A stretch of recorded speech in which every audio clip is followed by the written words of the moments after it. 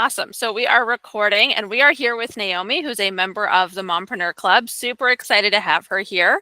Mhm. So Naomi, tell everyone a little bit about what you do, and then tell everyone a little bit about just who you are as a person, what you like to do. I know you've got a couple kids, so some of the things that you guys like to do together. Yeah, so you already know my name. I am currently a nutrition-based, faith-based weight loss coach, but I'm also working as a registered dietitian at a local facility here that is governed by the state.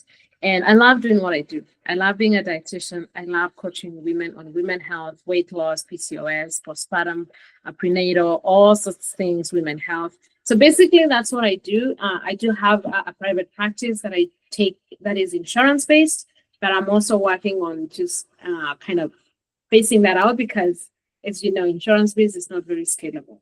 So, so I'm wanting to minimize time to have more time for my kids and be able to help more women. When you're doing one-on-one, it's a little bit challenging. I want to be able to talk to more women, be able to. I'm also working towards public speaking on the intersection of faith and health and wellness, and how our faith kind of factors into our health. So basically, I'm just a regular dietitian. I am a mom of three. I say add 20 years to each of them because I feel like we're age mates. They run me out. They just give me a run for my money in terms of discussions. I don't remember really ever having like toddler discussions with my kids.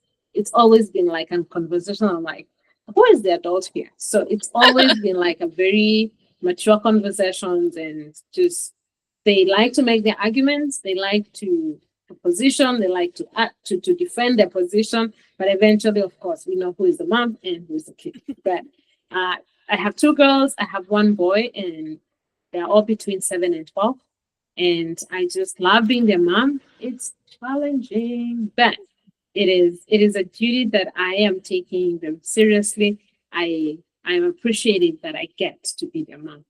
I didn't have to. My God didn't have to give me them to me, but I appreciate that I get to be their mom.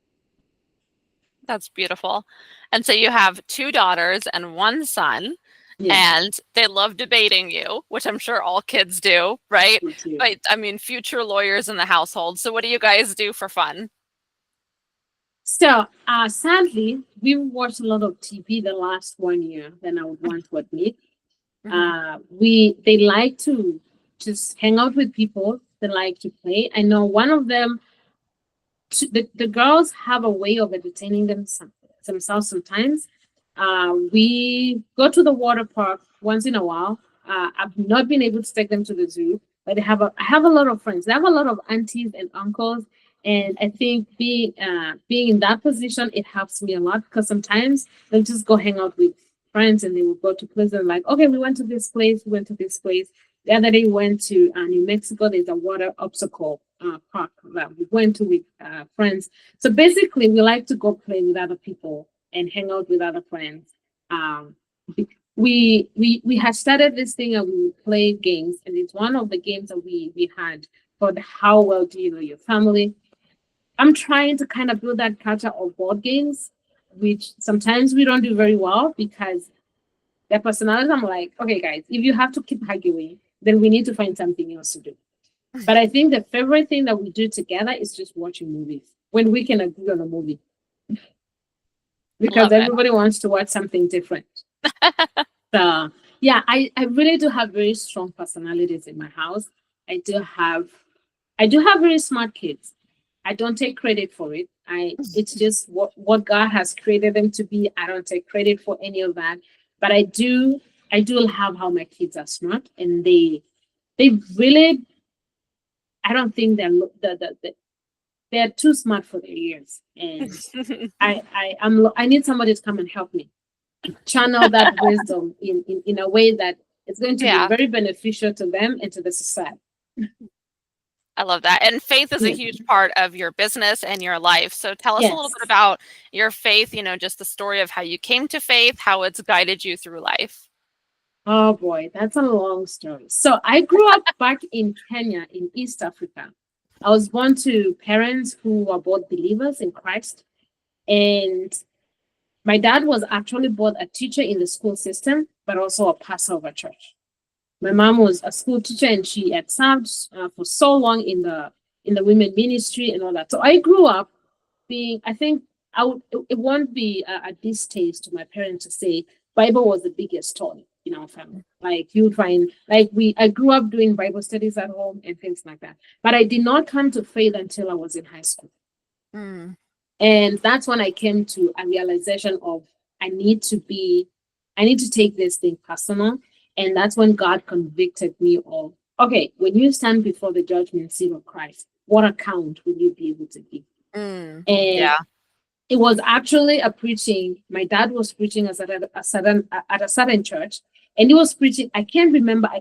I'll have to get the reference for you, but it was a passage in. I want to believe it was in Samuel, and he was preaching about. I think because I was way younger then, but I think the story was the story of King Saul when he was told by God to go and destroy this city, and when he was told to kill everything that is alive, both Mm. cattle, people, everything. He was trying to destroy that city completely.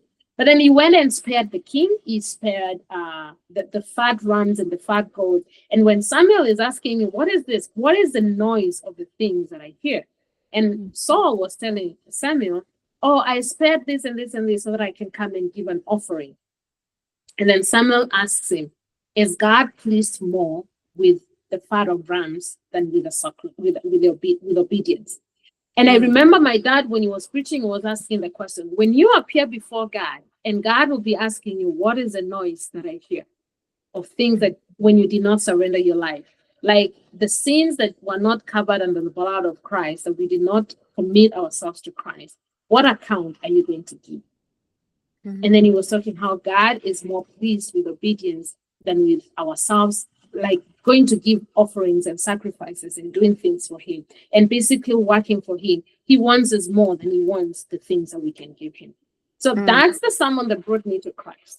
But the journey between that and now has been with a lot of ups and downs, sometimes looking like a complete non-believer, to Yeah. sometimes really being like, God, I'm just yours.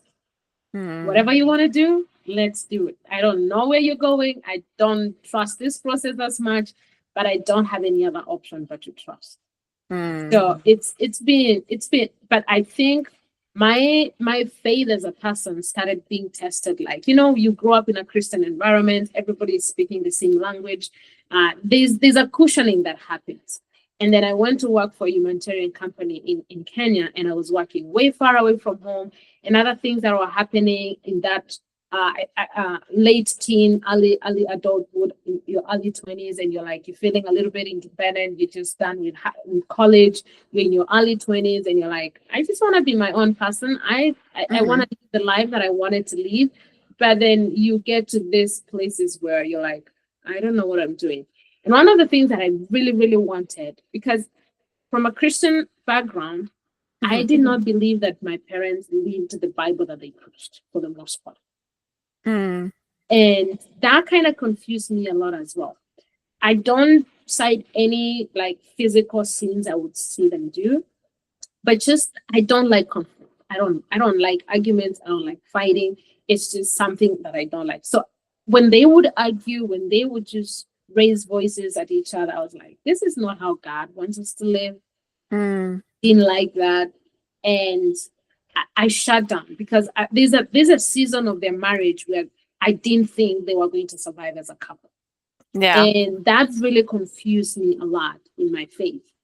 And I was like, I wanted a family where I can disapprove their life and I can make them believe you can live as a Christian even when you have challenges.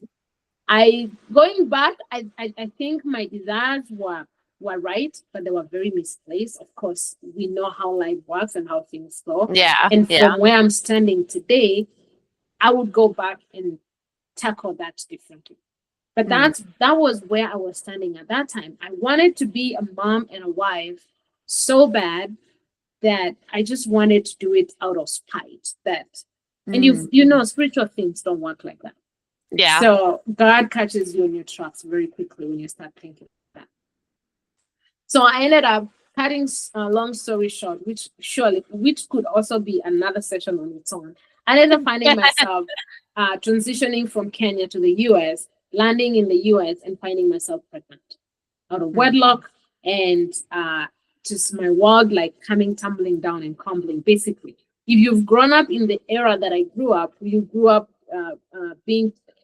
I grew up at the end tail of the purity culture, Mm. and where every youth meeting that you went to, it was talking about how you're going to stay away from everything that is related to boys, and Yeah. everything that is how it's like at the end of the day, this is what defined you. From my faith right now, it's not what it is, and that's not how it should have been.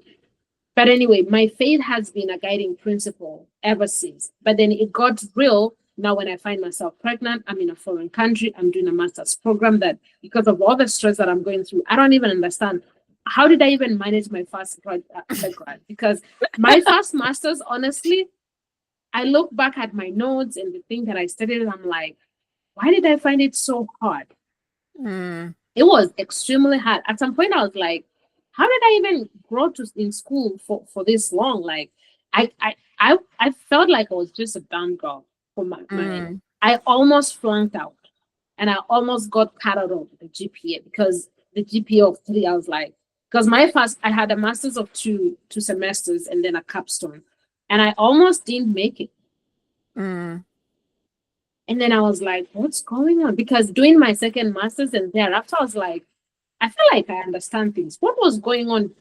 Whatever was going on during that season of life, I just can't tell you what was going. I don't know how I survived that period because Yeah. everything just could not make sense. The stress was extremely, but that's when faith really started really making sense. Mm. I went through a season where God taught me that He is my Father, He is my friend, He's my provider. He is like the things that you see in the Bible being taught, the personalities of God, they came alive.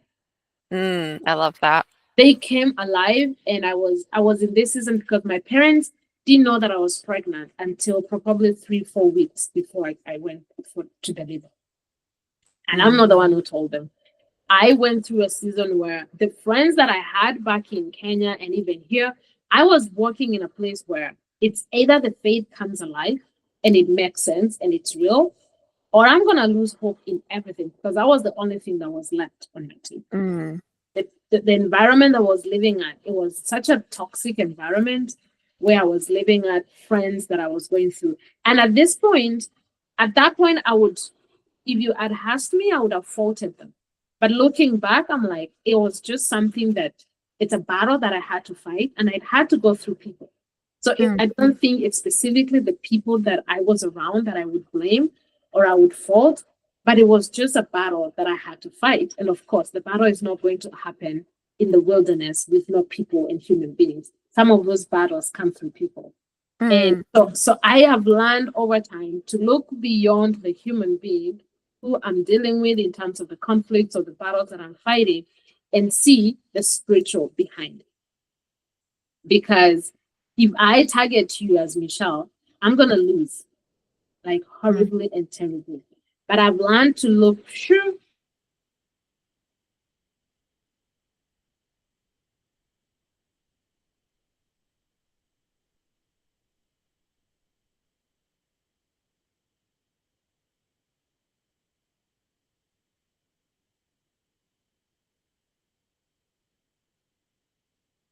Oh no, Naomi, it looks like we lost you.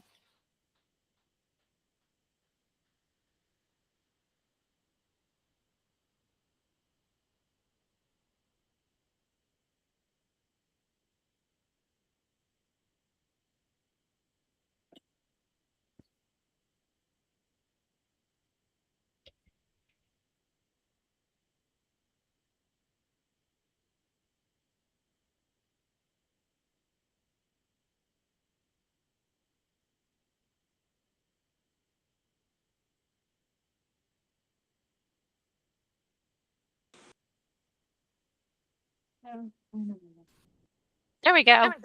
I don't know what happened. I think my connection gave up on me. I don't know Yeah, what it is. And it's been a good connection, but it's it's messed up. Anyway, that's okay. so that's when faith became alive for me. And Mm. God, since then, God has been teaching some really, really how to work with him. I'm not gonna say I'm where I wanna be, but it's been a growth. It's been a growth, it's been a spiritual journey that I couldn't trade it for anything else. I Mm. don't pleasure in the things that I did and things that I went through. I don't want to go through them again. But the outcome of the challenges and the mountains and the fires that I went through, I wouldn't trade the outcome for anything. Mm. I wouldn't.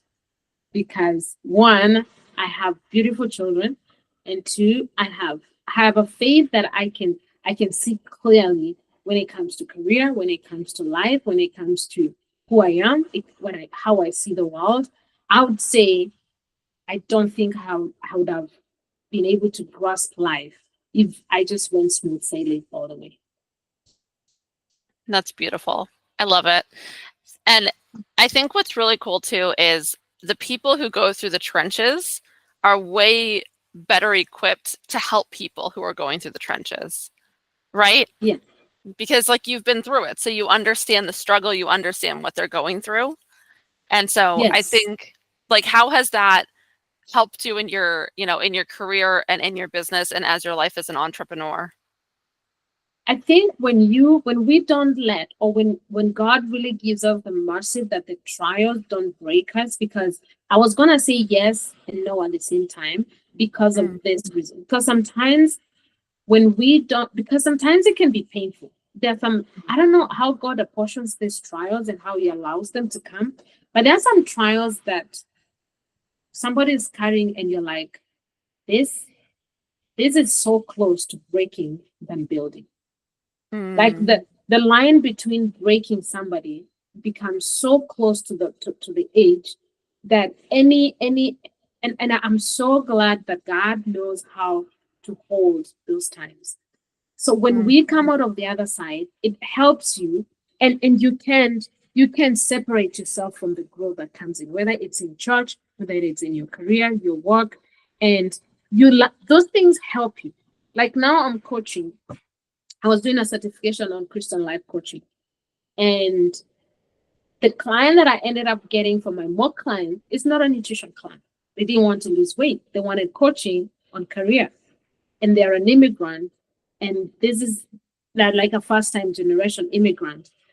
And Mhm. I'm telling you, if I had not gone through the life that I went through as an immigrant, as a single mom, just trying to pivot the path of transitioning my career from international grading to American grading system and going back to school, I don't know, because I have tapped, God helped me to use my experience to be able to coach from that, because I didn't have anything planned. You know, the way you have like, if I'm coaching a weight loss client, I know these are the things that we need to focus in and how we're Yeah. going to shape. You have a plan. You know my methodology. I have a framework that is built for weight loss.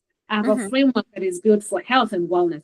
I don't have a framework that is built for career and career advancement and switching careers and how can you coach somebody. Yes, the coaching principles are the same, but you need something. You need an awareness on the area you're coaching to be able to be effective.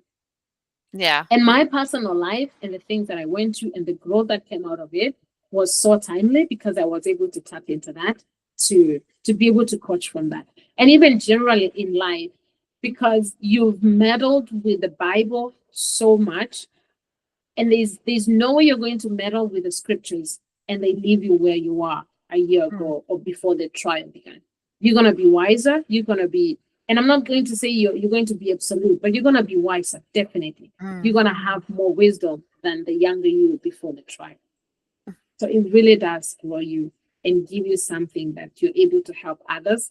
And you're able to, I think one of the things that life has been able to teach me and God's mercy through the trials that is helping me in coaching is taking out, knowing how to deal with my biases. Because Mm. everybody has a bias. There's no way we're going to sit here and lie to each other. When you see me, the first thing you see, you're going to see, okay, she's a black girl. She there's going to be a picture that is going to be built in your mind. Now, what Mm. we do with those pictures is different. But the first picture, there's a picture depending on where you grew up, depending on who was around you, depending on the culture that you grew up, the political system that somebody grew up in. There's going to be a bias that is going to form. That's humanity. That is basic 101 humanity. When I Mhm. see you as Michelle, I'm gonna see you're a white young lady. You're wearing headphones. If I don't know anything else about you, I'm gonna assume you drink eggnog. When I see somebody like me across the table, I don't think they drink eggnog because I feel like they grew up like me until I start knowing them. Then my Mhm. biases. Yeah. But I feel like one of the things that has been able to be handled is I've been able to really shelve a lot of biases on and forming those structures and really beginning from a neutral point when I'm dealing with people. Because I'm like, it's like you don't determine somebody just by what you see and what you think they're coming from. But unless you can meddle with those and learn them differently, you're likely to go with your biases, and that is no way to coaching. That is no way to helping people. That is Mm. no way to be able to to really become a good coach. So I think that part of trials and life and being even out and really life challenging those mindset that I held as a little girl, it has helped me to stand at an even ground when I'm coaching women. And then I'm Mm. able to pick from where they are. And then we are able to build a path and a growth process together for where they want to go and how God wants them to solve their life and to live their lives. Then this is what I want you to be. This is where I think you should be, because if I am opinionated from where you're coming from, I want you to go to a different direction. But I feel like Mhm. it gives me to be at a place where I'm open also, because when you're coaching people, where they thought they wanted to go may not be where God wants them to go. Mm. I know you've coached women in businesses where the business somebody wanted to do, eventually after discussions and paving things and just clarifying things, I'm like, you know what, I'm gonna change my niche to this, or I'm gonna do this. And it's not going to happen if we are opinionated in this is the mindset where I think you're coming from and where you're going. Both the Yeah. coach and the mentee have to have that open field. And Yeah. it makes the coaching process much better when both of you have an open field. But even much better if the coach has an open field than even the person being coached. Yeah. Yeah. Yeah. That's so cool. So now after all of that, you're doing the health coaching, right? But Yes. you've done a little career coaching as well. So Yeah, you at some point I was like, should I take this up? Should I switch a little bit? But no, not yet. yeah, I But love I it. can be a school counselor. I think I can help some young people in terms Mhm. of just navigating life. I feel like I'm at a place where, and in one of the graduation ceremonies for the certification I was doing, the preacher was talking about Mhm. the story of the woman the widow who had two sons, and there was a debt who was like, your husband died, but he died with my debt, and you're gonna be able to pay. So I need your sons for them to come and pay the debt. And then God helps her to make a lot of oil, sells the oil and pays the debt. And this guy was talking about do not despise your small oil. And then Mm. two, pour it out. Don't hold it, because it's not gonna help you if the oil is sticking to the shelves.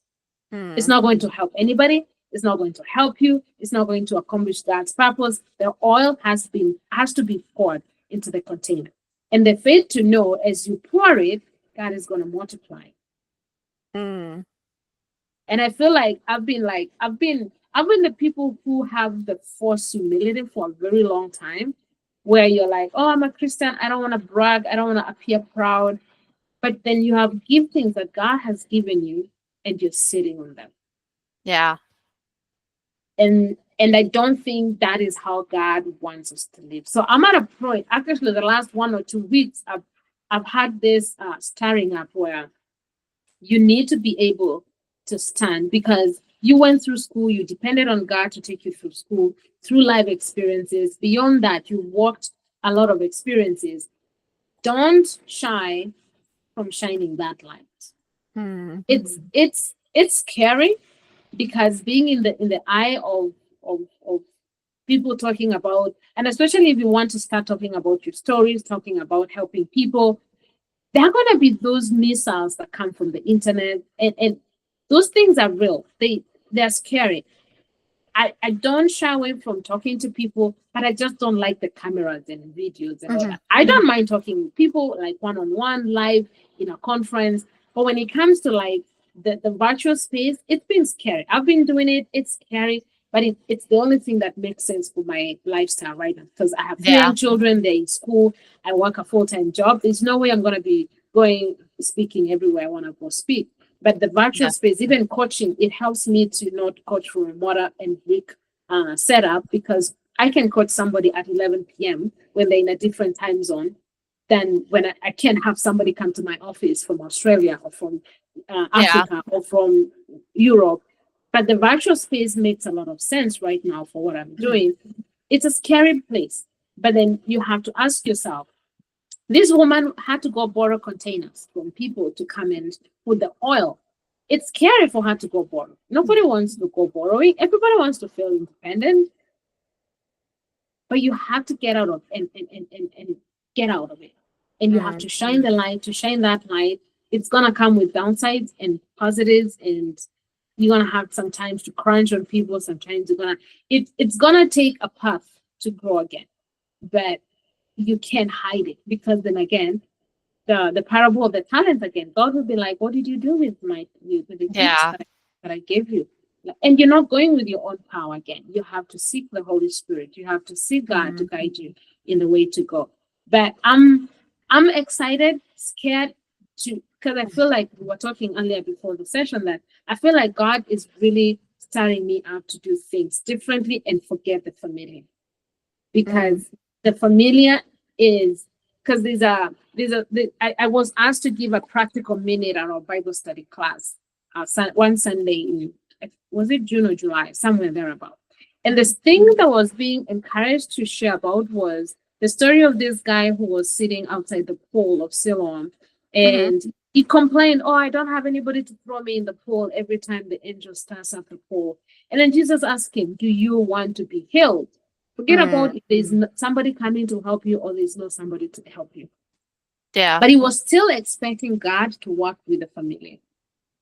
And that I didn't know that that someone was just me for me because there's the familiar of like I sometimes back I was able to ask I was finding myself in dialogue and I ended up asking somebody actually audibly like who say that we have to wake up, kids go to school, just come back home and then do activities and then go to sleep and wake up to the same routine and everything. What if the world changes differently like COVID did, but something different that disrupts the entire economy and life doesn't have to be like that anymore?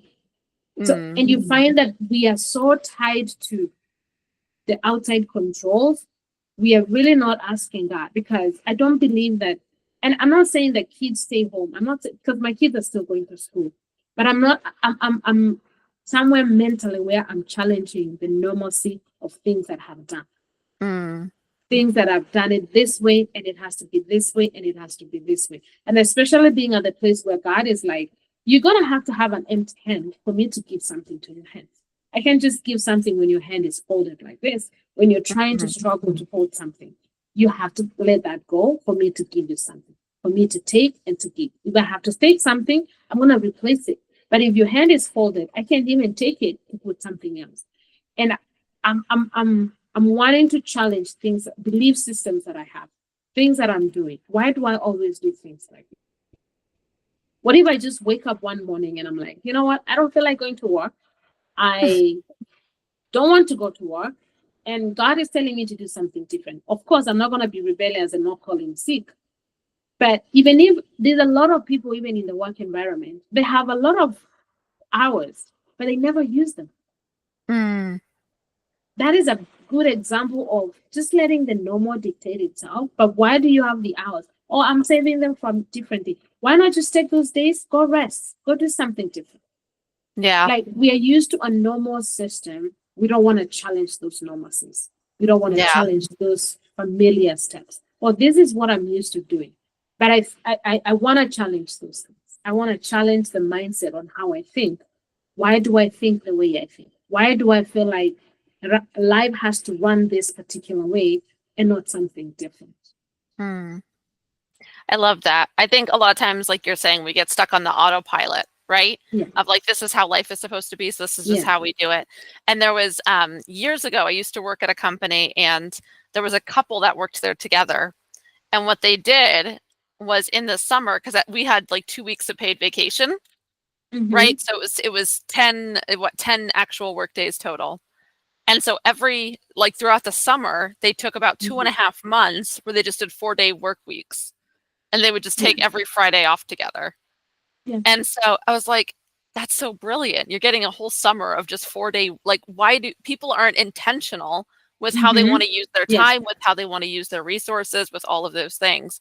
But you can build a very amiable life when you decide to take some intention with it. So I think that's the word, being intentional. Why do you do what you do? Yeah. Who said it has to go like that? Like one of the things that just came to my mind, one of the things that I challenge people when it comes to eating is, why do you have to eat eggs and bacon for breakfast? Who said you can't eat egg? Who said you can't eat pancakes for dinner? Yeah. Because some of those things, it's not just what is visible. It tells about a lot of the mindset of how we think about other things. Like who say that, like we wake up, we go to school, we come home, we go sleep, we wake up, we do the same thing. We wake up on Saturday, we do this. But we don't really question, because I believe in the questioning comes new ideas. In the questioning comes the intentionality. In the questioning, we find new deals and new tricks and new things to do differently. And that is where we challenge our psychology, we challenge our mental capacities, other than just being on the autopilot. I think it's a big danger to be on the autopilot. I agree.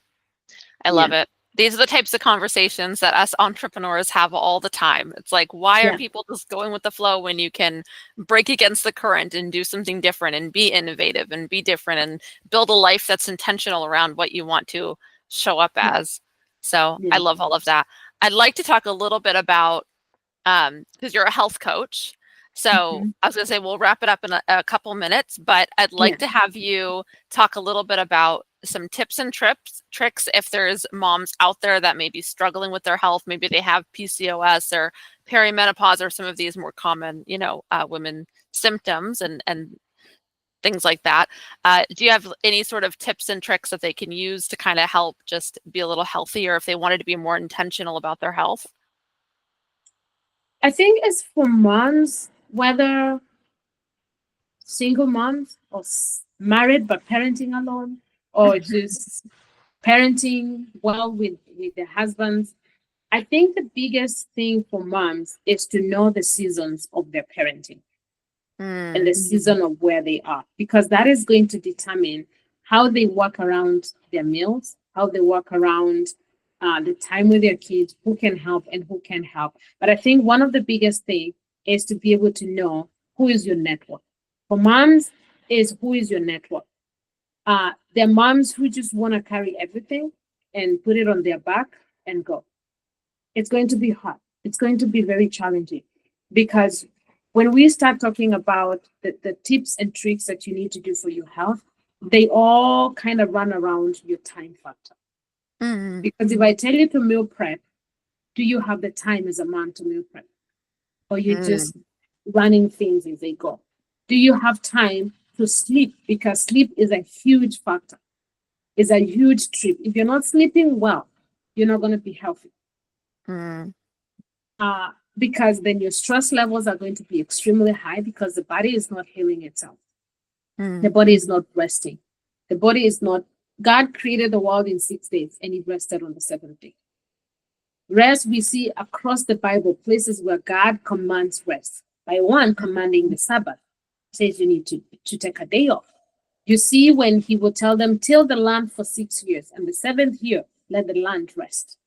God is huge on rest. You see with Elijah, he's telling people he tells Elijah, go eat the bread and sleep. Go eat the bread and sleep. But the third day, he eats and sleeps, and he's like, it's time to go up now. So we see moments and moments and moments. We see Jesus on his ministry on earth. He would take time. I know he would take time to go pray, but that is rest as well. You take there's those times God is intentional in us resting. So sleep and rest, and those are two different things. Sleeping and resting, they're two different things. So if you're not doing any of those to a good capacity, like for me, my biggest time right now is challenge is time to rest and sleep. So Mm. I can eat healthy all I want. You can eat organic. You can eat whatever, like clean, no chemicals, no what is it called? Processed food. But if your inflammation rates because of stress is high, you're not sleeping well, you're not resting, you're going to be unhealthy. Mm. I use the analogy of making a smoothie, where you go to your garden, you know what chemicals you use, you know what manure you use for your garden. It's organic, it's clean food. But instead of going to your this water dispenser to get your filtered water, you go straight to your toilet and open the sewer and tap the water from the sewer to make your smoothie. All your organic foods are useless at that point Yeah. because the germs and the dirt in the sewer is gonna kill you fast before the food kills you. Yeah. And that is what stress is. And I know there's a lot of stress around motherhood. There's a lot of stress, and especially depending on what age are your children. So why I'm saying the biggest trick would be knowing your season and also knowing your network is, do you know who can help you with your kids for 3 hours for you to just get a straight nap asleep? Mm. Sometimes it's there's a saying in Swahili that says afichaye uchi hazai. So every Swahili listener will be able to know what that means. If you cover your nakedness, you're not going to give birth, and every Mhm. mother understands that. If Yes. you, when the baby is coming, and you keep your legs tied together, you're gonna kill that baby. Mhm. If you have children watching, please be advised. But if you're closing your legs together and that baby is coming, you're gonna choke that baby to death. Mhm. It's the same way. When you're mothering, you're gonna have to be vulnerable. Mm. You're gonna have to let people help you. You're gonna have to seek help. You're gonna have to find those networks. I don't think being a parent and being a mom, in a bid to be healthy, is the time for you to be Miss Independent. I'm going to be crucified, but I think that is all it takes, because you need the help for you to take time to go sleep. You need Mm. time to just prepare healthy meals, and you're not going to prepare healthy meals when you have kids, especially if they're very young. They're not helping, they need help. That you're gonna be frustrated and tired, and all you're gonna be doing is stress eating. All you're gonna be doing is either avoiding food at all. You can be skinny, but you're not healthy because you're not Mm. eating, you're not having enough calories, you're not having enough energy, you're not resting. Some people will react to that by just not eating at all. Mm. So the biggest tip for young mothers, old mothers, grandmothers is know your network. Know who is on your side. Of course, not everybody is going to be a good resource and a good network. It could be your husband. It could be your sister. It could be your mom. It could be a friend. It could be your small group at church. Know your network, because you need to be vulnerable to know when you need help, when you can carry it, when you can carry it. Because when the stress levels are always high, it's going to be challenging. You're not going to be healthy. Mhm. Yeah. So that's the biggest. And then, of course, resting, healing. And then, one very practical you can do starting from now is, how much water are you drinking? Mm. Yes. I think that's very underrated, but it's a very critical part of being healthy. Mhm. And one of the things that I tell people when you're drinking your water, do not drink more than a glass of water at the same time. It's Mm. useless. It's not going to hydrate you, because that's why people be like, I don't want to drink water because I keep going to the bathroom, because you're drinking a lot of water at the same time. So when you drink a lot Mm. of water at the same time, the brain tells the liver and the kidneys and all the other organs that are involved in water regulation that we are drowning.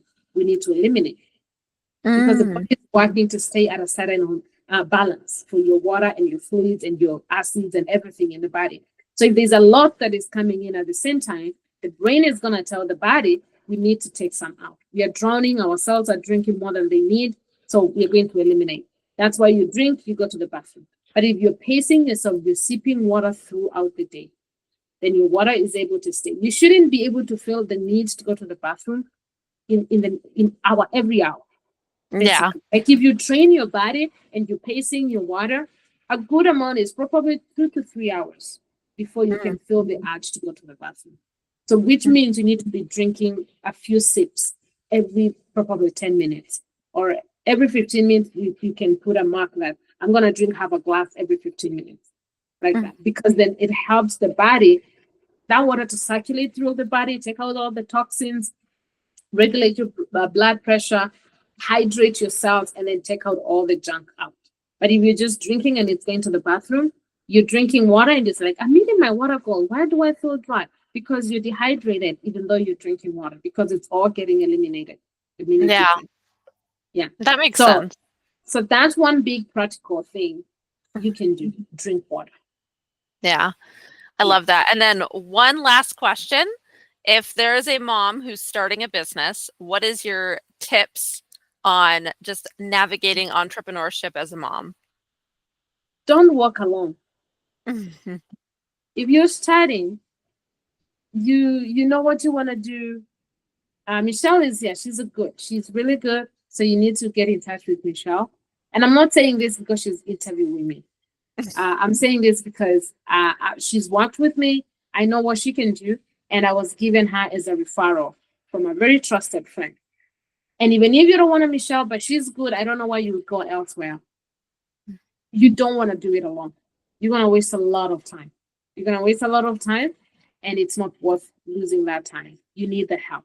Even the most experienced of experience, they need people to work with in business and entrepreneurship. So don't do it alone. So I think that would be my big take home for anybody who wants, any mom who wants to begin a business today. I Don't love do it that. alone. Yeah. Beautiful. It's so true.